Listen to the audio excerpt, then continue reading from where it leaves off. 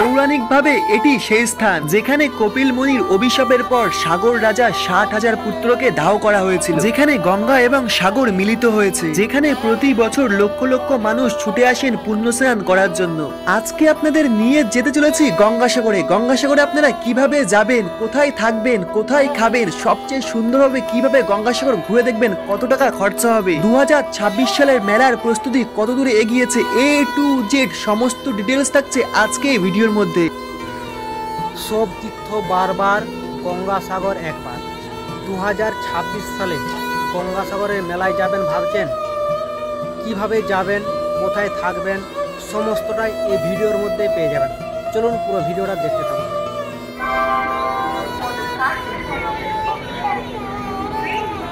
গঙ্গাসাগর আপনারা কিভাবে যাবেন? গঙ্গাসাগরে যাওয়ার জন্য শিয়ালদা সাউথ সেকশন থেকে আপনাদের নামখানা লোকাল ধরে যেতে হবে প্রথমে কাকদ্বীপ স্টেশন। শিয়ালদহ সাউথ সেকশনে 16 থেকে 21 নম্বর প্ল্যাটফর্মের মধ্যে দিয়ে থাকে নামখানা লোকাল। সময় এখন সকাল 6:56। নামখানা লোকাল চলে এসেছে 17 নম্বর প্ল্যাটফর্মে। শিয়ালদা থেকে কাকদ্বীপ স্টেশনে যাওয়ার জন্য সকালে বেশ কয়েকটি ট্রেনই কিন্তু রয়েছে, তবে আপনাদের সবচেয়ে ভালো হবে সকাল 7:14 নামখানা লোকাল ধরা। কথার ফাঁকে বলাই হয়নি, সকালের ব্রেকফাস্টে আমরা শিয়ালদা স্টেশন থেকেই সেরে নিয়েছিলাম বর্তমানে বিখ্যাত শিয়ালদার পকেট পরোটা দিয়ে। সময় এখন সকাল 7:14। সঠিক সময় শিয়ালদা থেকে নামখানা লোকাল ছেড়ে দিল।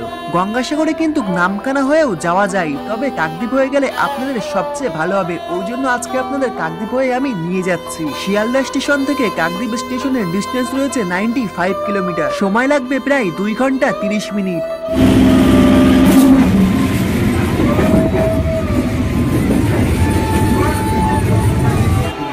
কাকদ্বীপ স্টেশনে 2 নম্বর প্ল্যাটফর্ম থেকে বেরোলেই কিন্তু আপনারা টোটো স্ট্যান্ড পেয়ে যাবে লট নম্বর 8 ভেসেলঘাটে যাওয়ার জন্য। কাকদ্বীপ স্টেশন থেকে লট নম্বর 8 ফেরিঘাটের ডিস্টেন্স রয়েছে প্রায় 4.5 কিলোমিটার। সময় লাগবে 20 থেকে 25 মিনিট। টোটোতে ভাড়া পড়বে মাত্র 20 টাকা। নেমে পড়েছি লট নম্বর 8 ফেরিঘাটে। ভেসেলঘাট থেকে 100 মিটার দূরত্বে কিন্তু আপনাদের টোটো নামিয়ে দেবে। 100 মিটার আপনাদের পায়ে হেঁটেই যেতে হবে।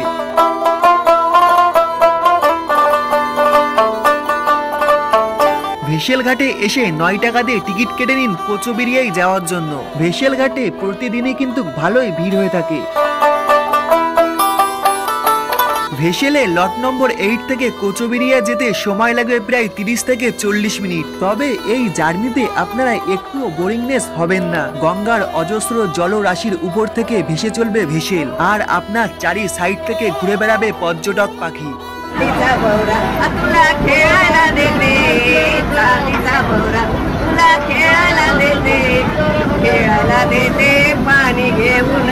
ভেসেলের জার্নিতে একটি আলাদা রকম আনন্দ রয়েছে। ভেসেল থেকেই চোখে পড়লো গঙ্গাসাগর দ্বীপ অর্থাৎ কোচবিরিয়া ঘাট। সময় এখন সকাল 11:15। নেমে পড়লাম কোচবিরিয়া ঘাটে। কোচবিরিয়া ফেরিঘাট থেকে বেরিয়ে মাত্র 1 মিনিট পায়ে হাঁটলেই কিন্তু আপনারা পৌঁছে যাবেন কোচবিরিয়া বাস স্ট্যান্ডে। কোচবিরিয়া থেকে গঙ্গাসাগরে যাওয়ার জন্য ম্যাজিক, টোটো, বাস অনেক অপশনই কিন্তু রয়েছে, তবে আমরা কোচবিরিয়া থেকে গঙ্গাসাগর যেতে চলেছি আজকে বাসে। বাসে গেলে সময় এবং ভাড়া দুটি একটু কম পড়বে। কোচবিরিয়া থেকে গঙ্গাসাগরের ডিস্টেন্স রয়েছে 30 কিলোমিটার। বাসে সময় লাগবে প্রায় আপনাদের 1 ঘন্টার কাছাকাছি। হোটেল খোঁজার আগে বাস স্ট্যান্ডের কাছে একটি ছোট্ট চায়ের দোকান থেকে 1 কাপ গরম চা খেয়ে নিলাম। গঙ্গাসাগর বাস স্ট্যান্ড থেকে গঙ্গাসাগর সি বিচের দিকে মাত্র 2 মিনিট পায়ে হেঁটে গেলেই কিন্তু আপনারা পেয়ে যাবেন Gangasagar Das guest house. Welcome to Gangasagar Das guest house, গঙ্গাসাগরের সেরা থাকার ঠিকানা। কপিলমুনি আশ্রম থেকে গেস্ট হাউসের দূরত্ব রয়েছে মাত্র 450 মিটার। পায়ে হেঁটে সময় লাগবে মাত্র 1 থেকে 2 মিনিট। গঙ্গাসাগর সমুদ্র সৈকত বেশি একটি দূরে নয়। দাস গেস্ট হাউস থেকে ডিস্টেন্স রয়েছে 500 মিটার থেকে 600 মিটার এবং ভারত সেবা আশ্রমের একদম ব্যাক সাইডে। দাস গেস্ট হাউস একটি প্রাকৃতিক সৌন্দর্যের মধ্যে সুন্দর একটি গেস্ট হাউস। রাস্তার একদম সাইডেই প্রথমেই আপনাদের চোখে পড়বে রিসেপশন। রিসেপশনের সাইড থেকেই গেস্ট হাউসে প্রবেশ করার জন্য পথ রয়েছে। গেস্ট হাউসে টোটাল 3টে ফ্লোর রয়েছে, ফার্স্ট, সেকেন্ড অ্যান্ড থার্ড।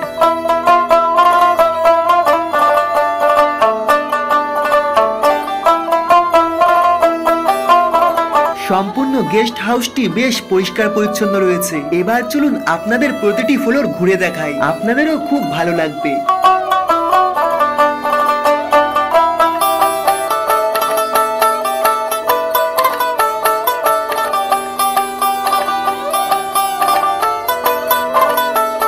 এবার চলুন লাক্সারি রুমগুলি একটু আপনাদের ঘুরিয়ে দেখাই। এসি নন এসি দুই রকম অপশনই আপনারা এখানে পেয়ে যাবেন। রুমগুলি কিন্তু বেশ পরিষ্কার পরিচ্ছন্ন। রুমের মধ্যে একটি সিঙ্গেল বেড পেয়ে যাবেন এবং এখানে আপনারা 2 থেকে 3 জন থাকতে পারবেন। বেডে আপনারা 2টি বালিশ, একটি ব্ল্যাঙ্কেট এবং একটি তোয়ালে পেয়ে যাবেন। রুমের মধ্যে পেয়ে যাবেন সিলিং ফ্যান, এসি, টিভি এবং সুন্দর একটি লকার।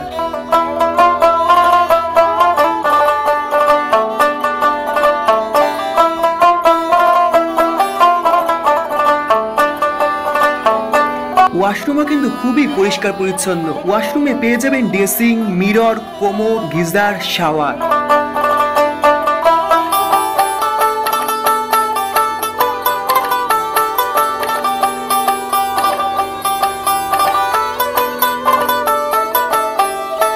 জানালা দিয়ে উপভোগ করতে পারবেন প্রাকৃতিক অপরূপ সৌন্দর্য। দাদা নমস্কার, কেমন আছেন? আচ্ছা দাদা, আপনাদের এখানে সবচেয়ে লো বাজেটের রুম কত থেকে স্টার্টিং হচ্ছে? আমাদের লো বাজেট স্টার্টিং বলতে আমাদের সিজন ওয়াইজ রুম রেন্টটার উপরে ডিপেন্ড করে। আমাদের পার্টিকুলার ডিসেম্বর, জানুয়ারি আর ফেব্রুয়ারি হচ্ছে আমাদের এখানকার পিক টাইম।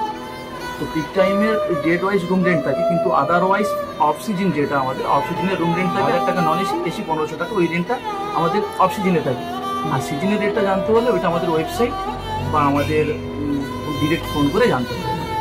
আচ্ছা, এখানে থাকার সাথে খাওয়ার ব্যবস্থা রয়েছে? মানে আমাদের থাকার সঙ্গে খাওয়ারও ব্যবস্থা রয়েছে। আমাদের লজিংটা আলাদা থাকে আর ফুডিংটা আলাদা থাকে।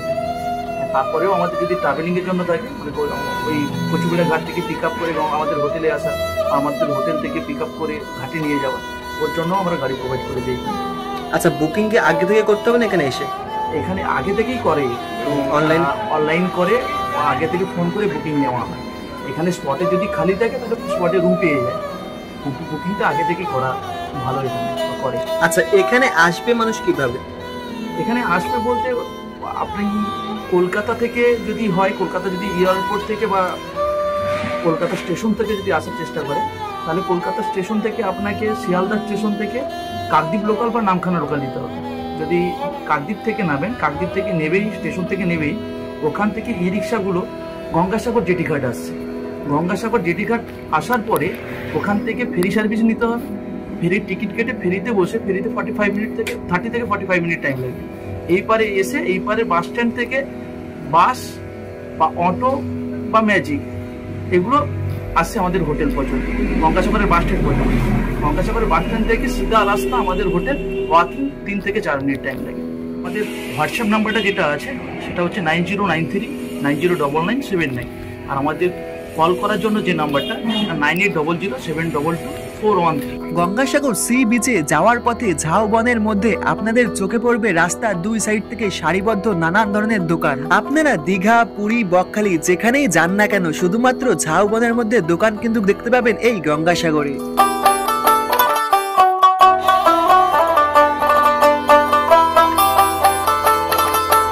ঝাউবনের মধ্যে প্রাকৃতিক সৌন্দর্য এই গঙ্গাসাগরের বাজার দেখতে দেখতে আমরা এখন চলে এসেছি গঙ্গাসাগরের সি বিচে। গঙ্গাসাগর সি বিচে তো আমরা চলে এলাম। এবার আপনাদের গঙ্গাসাগরের বিষয়ে 2টি কথা জানিয়ে রাখি। গঙ্গাসাগরের ইতিহাস হিন্দু পৌরাণিক কাহিনী এবং নথিভুক্ত ঐতিহাসিক তথ্যসূত্রের মিশ্রণ, যার উৎপত্তি রাজা সাগর এবং ঋষি কপিল মুনির গল্পের সাথে জড়িত। পৌরাণিকভাবে এটি সেই স্থান যেখানে কপিল মুনির অভিশাপের পর রাজা সাগরের 60,000 পুত্রকে দাহ করা হয়েছিল এবং পরে তাদের মুক্তি দেওয়ার জন্য গঙ্গা নদীকে পৃথিবীতে আনা হয়েছিল। ঐতিহাসিকভাবে মহাভারত একটি সংস্কৃত মহাকাব্যের মতো প্রাচীন গ্রন্থগুলিতেও এই অঞ্চলের উল্লেখ রয়েছে, যেখানে পাল রাজবংশের একটি শিলালিপিও এই স্থানটির উল্লেখ রয়েছে।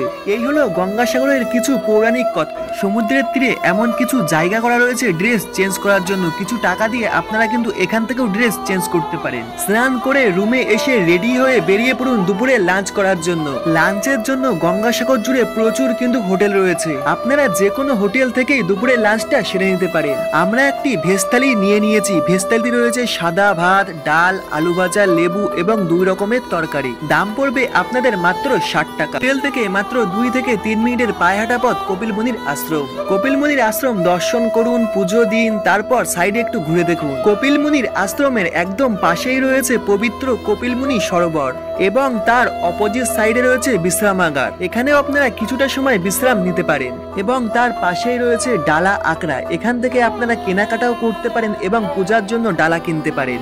এইভাবেই আপনারা গঙ্গাসাগরের চারি সাইডটা খুব সুন্দরভাবে কিন্তু বিকাল টাইমটাও ঘুরে দেখতে পারেন।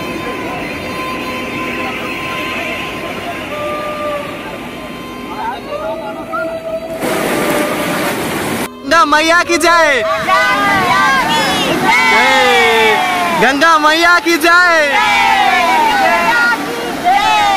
मैया आप लोग कहाँ से आए हो? दिल्ली से आए हो आप?